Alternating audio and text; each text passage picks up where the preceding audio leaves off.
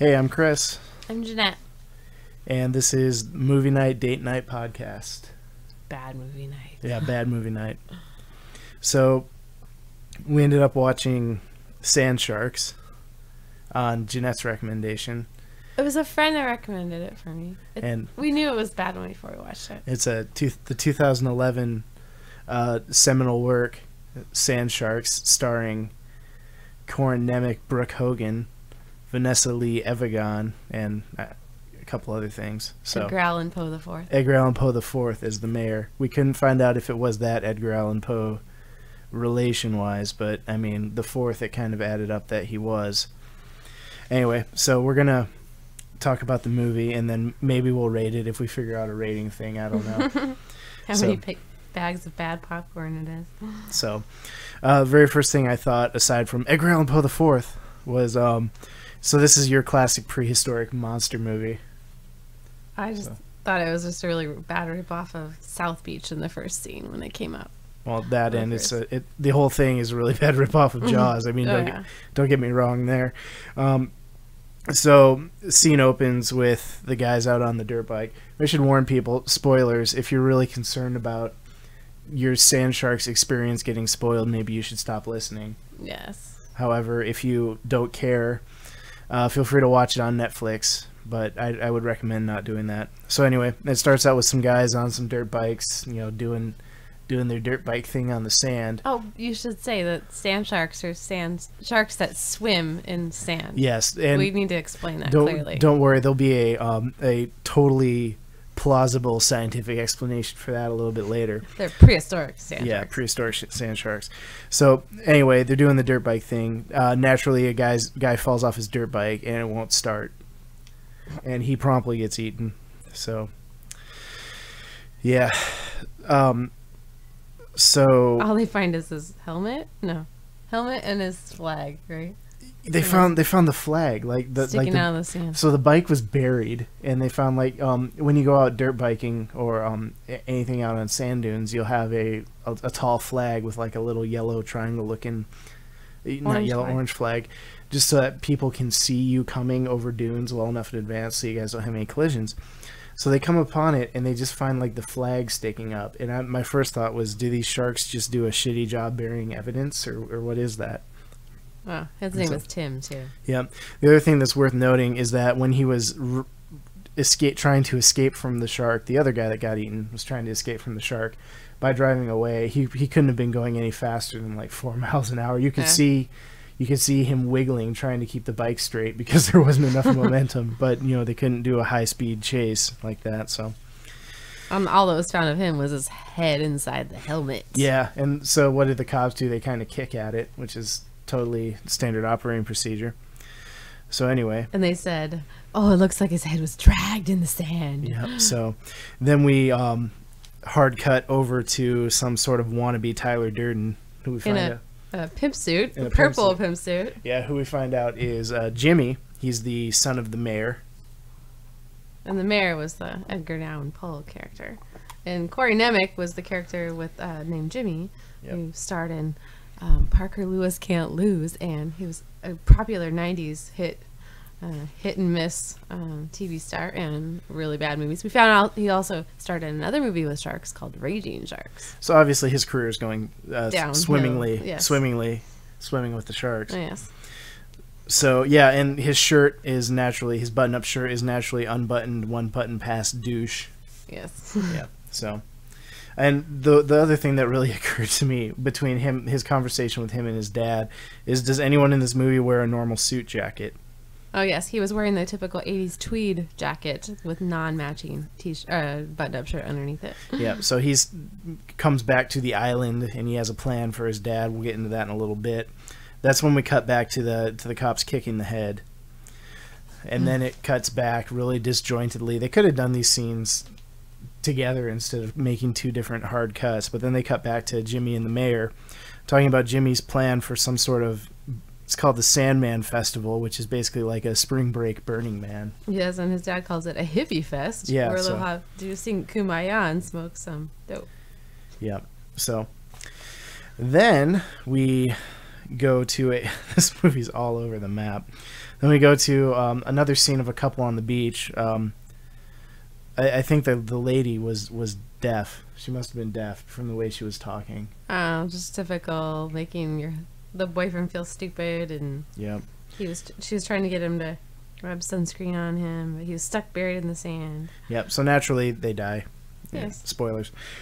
Then we meet Jimmy's crew. Oh, you forgot the Brooke Hogan character was introduced early on. Is that in the when she movie. was introduced? Early on as the scientific shark specialist, who I was a doctor, and her father was Yeah. also killed by a shark. You find out early on. As Dr. well. Brooke Hogan dad killed by a shark. My first thought was she's explaining this stuff, and it's like she doesn't know what any of these words mean. And the first scene, she's in a bikini or a bikini top, and She looks a little too much like Hulk Hogan for me to really see anything remotely enticing about her in a bikini. yes, also So- really bad lip job. Yeah. But then we meet the rest of Jimmy's crew. We got Willie, who basically was like the token black guy, is all he ended up doing. And then there's Erin, the intern, and one of her first lines in reference to a helicopter was, "My first hella thing you ride was hella cool." To which I wrote, "She needs to die soon." She was the social media. Yeah, the social media queen. expert. Yeah. And the black man was also carrying the bags. The- in the first scene Yeah, when the that- black man was introduced. Yeah. And you always know he's going to die. Yeah. So, but then it kind of pans over to. Oh, go ahead. Oh, the lawyer character was also introduced early in that same scene with the intern. She was the one that was supposed to help save the festival, make sure it wasn't a raging failure. Like and this movie. Her name was Amanda, and she was just a royal bitch. That's all you pretty much knew about her character. Yep. And she's also some sort of star. Gina something is the actress's name. Gina something or other from that one movie. Yeah, same scenario as the Corn Nemec character, I'm sure. Yeah. So, but anyway, then we cut to male cop, stone-faced male cop watching the waves like some sort of shark police, and then it cuts back again to. Again, it's like they could have combined a lot of these scenes and saved a lot of unnecessary cuts. But they had to add time to the film. I guess. But I mean, so it cuts back to Jimmy and his crew, and the Erin slutty intern chick basically says, "I'm going to take my shirt off because I'm a stereotypical slut." Yes. And strips down to a bikini for no other reason than the fact that she has breasts. So, and then so we come to find out from this scene that Jimmy had done a party before. Where 15 people 15 people died. died. Seriously, they don't never reveal Yeah, what happened. But I mean, it's a real big thing that they're like, "Jimmy, you're a loose cannon. 15 people died the last time you threw a party." oh yes. And we also find out, Rager. yeah, we also find out that the man cop lost his wife and daughter to a shark attack. Oh yes. Surprising. So this There's guy's a vendetta against sharks, I guess. This guy's a terrible actor. I know this movie was supposed to be like it was supposed to be funny. Like Yes. it was kind of like spoofing that type of stuff. But it wasn't funny enough. No, it was just kind of brutal in its own way as far as being terrible. But so I also thought he was kind of like the main character. The cop was kind of like Bruce Campbell in a lot of ways. and he was trying to be. I think he was trying to be, yeah, but he was too failed. stone-faced and just reading off of cue cards or something. It seemed like. And looking straight at the camera. Yeah. Most of the entire film. Yeah, he was did that a lot. So they have the town meeting about the planned party, and they talk about the sand sharks, and then the straight up old dude from Jaws comes in and says, "I'll catch your shark." It's like He's like a Jaws wannabe. it's got like a doll's eyes kind of thing. So, cut to more information about the shark tooth that they found. No gloves with the. Well, no, they were were looking doing at the dead bodies. Yes, and they So found Brooke Hogan and the male cop are doing autopsies on the corpses that they found. with Not- no gloves. Yeah, no gloves. No masks or any protection. OSHA would have not been very happy with them. Yeah, yeah, If you know who OSHA is. yeah. To which I think he says the cop says something, and Brooke Hogan replies, "Don't go Roger Corman on me yet." Something about how this, it's going to be an epidemic of sand sharks, and Roger Corman being a famous director and writer of B movies, so it's like they're obviously trying to feed into their own bullshit. Oh, with and it this was a thing. baby tooth shark that they It found. was a baby, so Mama must be huge. It was gigantic.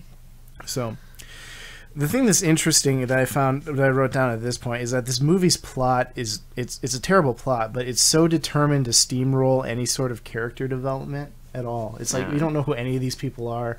If there's a character who has more than one speaking line, odds are their family was either killed by a shark or they've had some sort of horrific, tragic, multiple deaths in their lives. Yes, including the cop and Brooke Hogan's character. Yep. Who lost her father to a shark as well. Yep.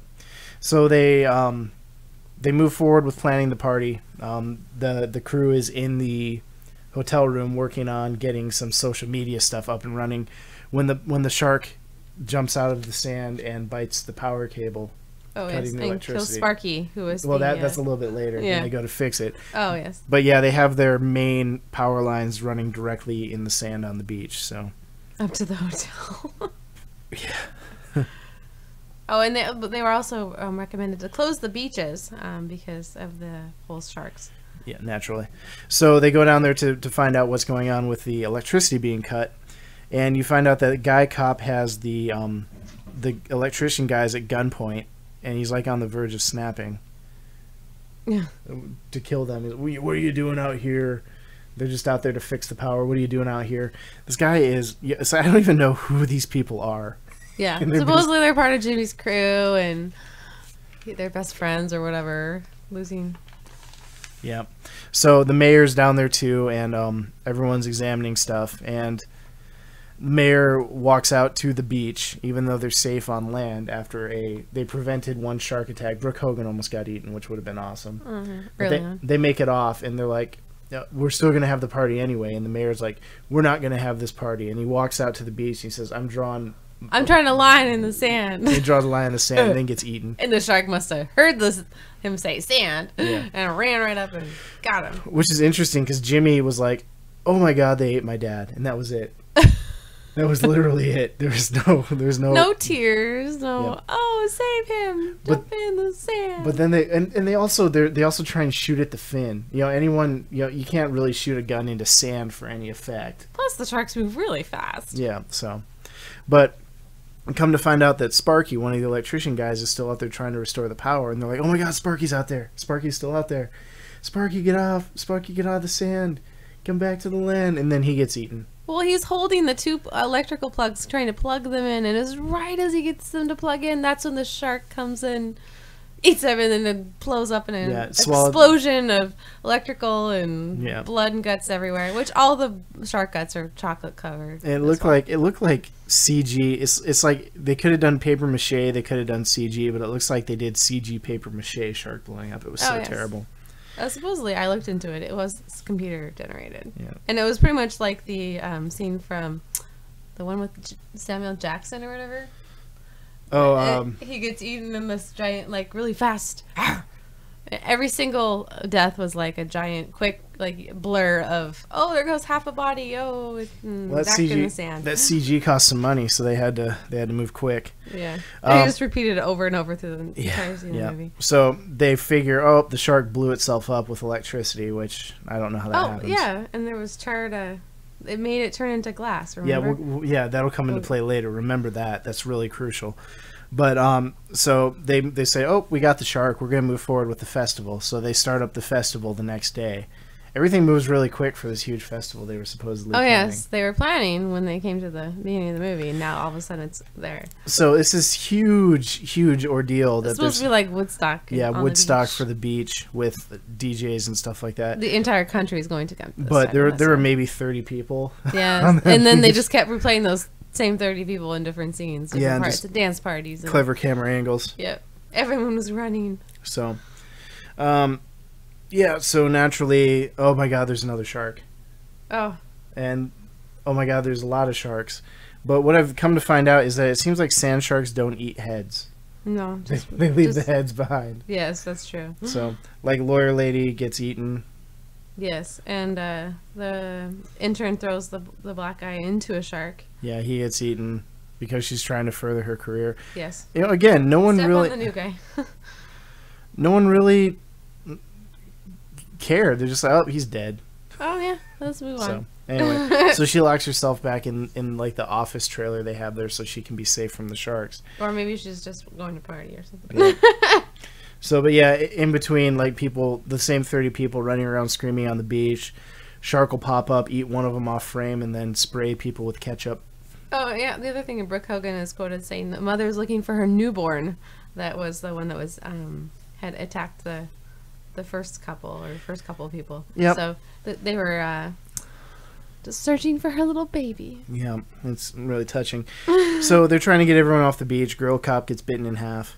Oh, and the Corey Nemec character is like, oh, she's just barely hanging on. He's trying to talk to her. Oh, I always loved you, because it was actually his ex. Yeah, apparently they had history. A history. He was obviously not good to her. And the thing that was kind of funny is her intestines are sticking out, and he's trying to like shove them back inside of her. Oh, you're gonna need those intestines. Yeah, so and then he covered her with a blanket. Covered her with a blanket when she finally died, and then he drove off, and her body went. Pfft. Yeah, it was leaning up. She was leaning against the police car, and he drove away, and she kind of just crushed and fell over. Yeah. So. Oh, and he kissed her after she was dead. Remember? Yeah, he was totally grossed out. He did that. Yeah. It was pretty funny. So it had its moments where it rose above being as terrible as it was. So the male cop and Brooke Hogan end up stuck on some rocks to avoid the sharks, and the male cop gets on to Jimmy, who is in the police car that he propped the dead lady cop up against, and he's like, 15 people have been eaten, you know, and it makes me wonder, how do they count? How did they do a body count when all these sharks would just take off with the people? And it's pretty ironic that that's the same amount that died at Jimmy's last party. So. Yeah. And Jimmy is also one of the characters that there's two partiers, and they're just like smoking dope and hanging out, and Jimmy sees they're playing a tiny little snippet of the two characters wanting to go to the party and on their way down to the beach, and they were gonna have all this fun. And they later play as victim number 16 and 17. Yeah. So the male cop and Brooke Hogan are like, Jimmy, we're stuck on this rock. You have to go get help. So Jimmy's like, okay, I'm going to go get help. And he goes to the police station. And the male cop and Brooke Hogan are there. They beat him there. Oh, yeah, but you forgot the whole pier thing. The whole scene of the pier. Oh, yeah. All the people are running to the pier because they think it's the safest place. Although they're on an island. And there doesn't seem to be any houses or any other buildings besides the police station and the city hall. They just don't go home or, back where they came from. They all run down to the pier. Yeah, yet they show a flyover shot of like this huge metropolis, and they say that that's the island. Oh yeah. But so the sharks are just like leaping up and taking out sections of the dock and people with them. Yeah, and the people are just running, and he takes out the entire like row of the dock midway through. But yeah, he can drive all the way out on the cop car to try and rescue and warn the rest of the people. I didn't quite understand that. Yeah, well. There was probably 15 people saved there. Plot hole. So he sees the two kids like smoking on the beach. One kid's all passed out. Yeah. And he's like, "There's sand sharks out there," and they're like, "What?" And then they're victim 16 and 17. Yeah. So, but what was So anyway, they're like, we gotta get back to the station. So he gets back to the station, and Brooke Hogan and male cop have beat him there. To which he says, "I thought you guys were trapped on a rock." And male cop says, "We got off." But there was also, he walks in, all you see is her ass looking at the camera. Yeah, and like really short shorts. But this prompted me to say they're back at the police station. There's no other cops. There's like no, only just two cops on the whole island. That's all there are. Yeah. But, not to worry, because ultimately Jimmy has a plan. Oh, and the old guy shows up as well. Yeah, old guy shows up to get people off the beach and off the docks as well. So basically, with his guns. Yeah, with his guns and his megaphone. So basically, we've got Jimmy, old sailor dude who will kill the sharks, male cop, and Brooke Hogan, and they come up with a plan. Oh yes, they're going to lure those sharks. However many there are, there's about 5 sharks left. This is about when you started falling asleep. Yes, I had to go back and watch the last 5 minutes of it. You didn't miss much. Nope. It was actually better to watch it after the fact than watch the whole entire movie in a row. Oh god, I queued it back up for this. I know. I went all the way through the Netflix. So the plan is Jimmy's got all this sound equipment. Which is like 2 speakers we'll in cover an amp. that. So he's like, so we're gonna go to this part of the beach where there is kind of like an alcove, so there's rock walls and stuff. A sandbox, as the old man says. So we're gonna lure them there with the music from Jimmy's bitchin' sound system. Oh yeah. And then we're going to fry them, because if sand burns hot enough, it turns into glass. And they saw from pieces of that last shark And Sharky. Yep. Or Sparky. Sparky, that they get trapped in, that they can be trapped in glass and killed that way.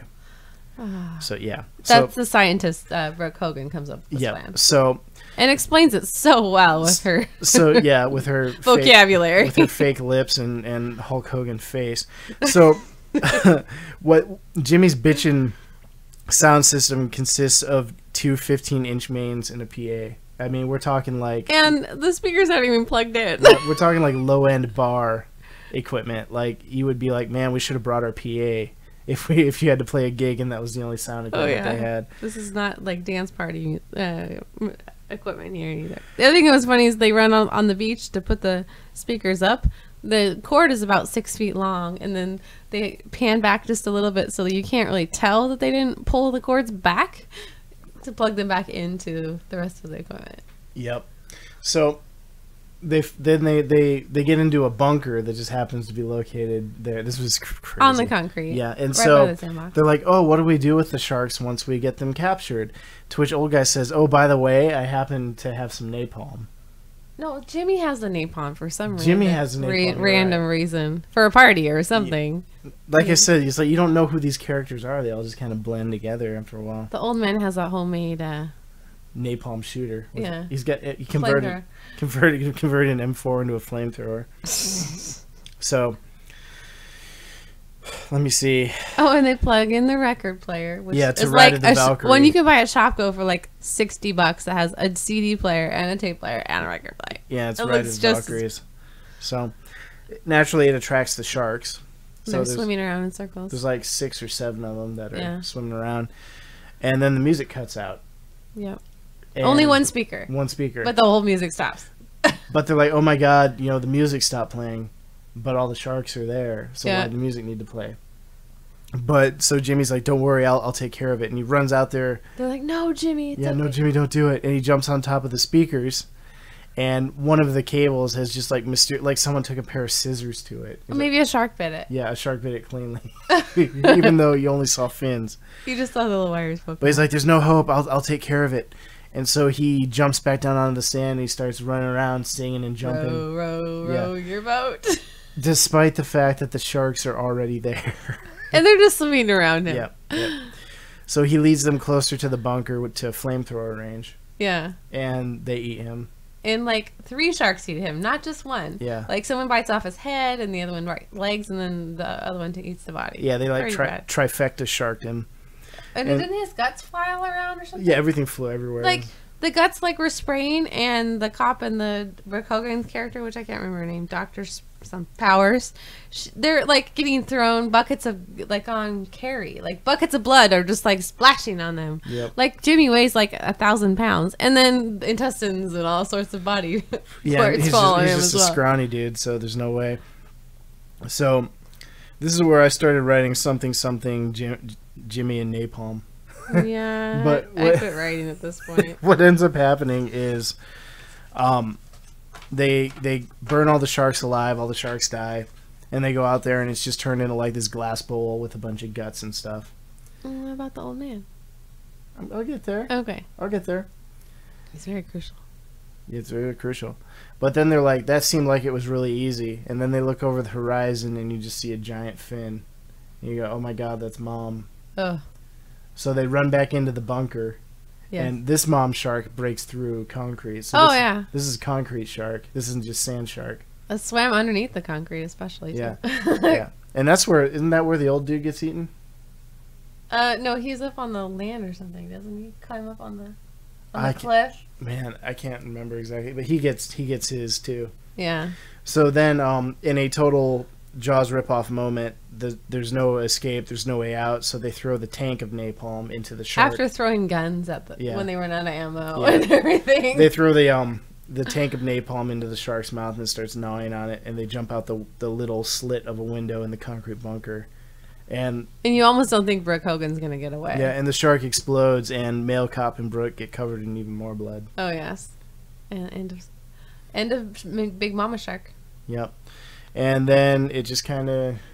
You see a pan of the cliff, and there's one shark left swimming by. Yep. Remember at that? Yeah, area? but they were like they were coded Carrie style. This movie's freaking terrible.